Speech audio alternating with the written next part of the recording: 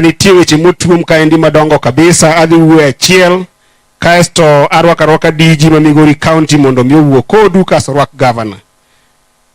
Jodalawa wasegore ne pinyni endi kata maweche mag maandamano gi. Kendo chunya mor to be nigi lit. Omor nikech yawa matindo wuok mondo mi osiem wang' oganda go eko moseyier mondo mi okony piny kaka jotendgi. Maendi kata kung'iyo higa mokalo baba Raila odinga gi then entire Azimio nochung' kodwa motegno mondo mi wan bende wang'any mondo piny oriere. Kendo kwang'anyo adwa gone yawuoyi matindo gi madongo e dala ma Migori kaendi erokamano maduong' ahinya nikech kata ng'anyo omoko Nairobi machal nade to Migori kaendi yawuotwa are talking very loudly and clearly kendo gichung' gi ng'anyo motegno. Ng'anyo no ema dhi loko piny. Kendo amor kodu kabisa ojende matindo nikech un ojende Kenya kaendi ma kane GenZ odhi e ndara to kulokoru ni nitiere guns moko modonjo magore gi GenZ. Ojende ma Migori kaendi odimbore kabisa kendo mana kamo machiel kendo mondo watem mondo correct next time ni ko adhi e ng'anyo kik wawang' ndara ma Migori kae chande. Nikech kokethore kaka daraja kaja kokethore it will take a lot of time mondo mi ochak olose kendo. Wawanga taer kamoro ma piny nyalo neno to gige wato kik wakethi lakini ateda motegno kendo wan bende bochung' kodu motegno mwami ngufu mondo mi jo GenZ nguvu maber mogik.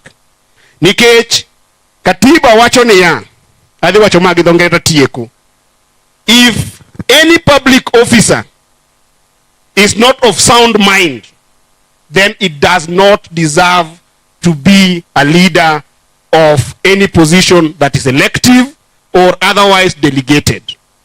I think that from the statements that you have seen our president communicating in this country, I am tempted to believe, with a lot of sympathy and empathy to him, that is not of sound mind. It's not of sound mind because young people of this country have enlightened themselves on political issues of this country. And they are talking about serious issues of serious graft in government, institutionalized and budgeted corruption in government. And even every single time that the president comes out to speak, he does not speak on the actions that the young people are saying.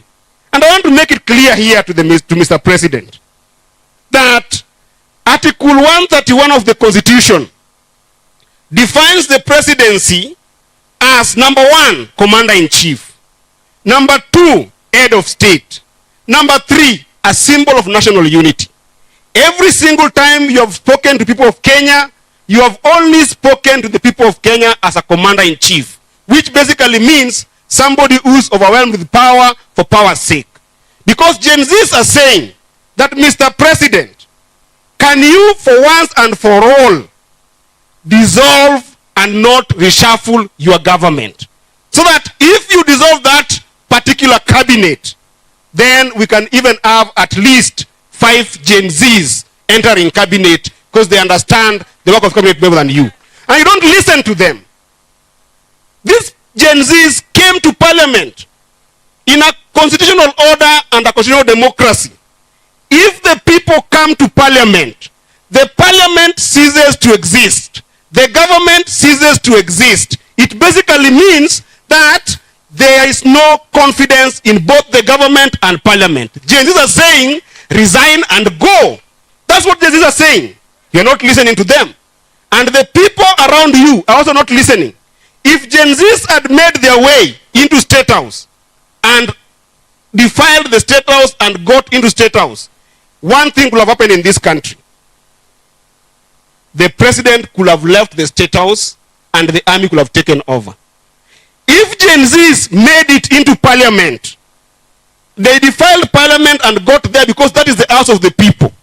It goes without saying that the Speaker of the National Assembly should go.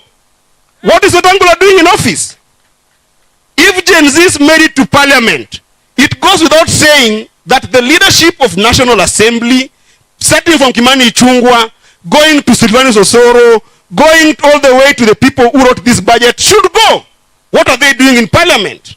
If Gen Zs made it to parliament, it goes without saying that even the Speaker of the Senate should actually go. So if you don't listen to these Gen Zs, we are telling you, they are people, they are our brothers, and they are our sisters who have suffered on the miasma of economic emptiness, and we will stand with them to help them come for you and make you understand the real meaning of lack of confidence of the people of Kenya in you, your government, and the assembly that you bought and made ineffective in this country. I thank you all as I call my brother, Ndugu Mairi, who is the Deputy Governor of Migori County. Yerukamana Yajidalawa.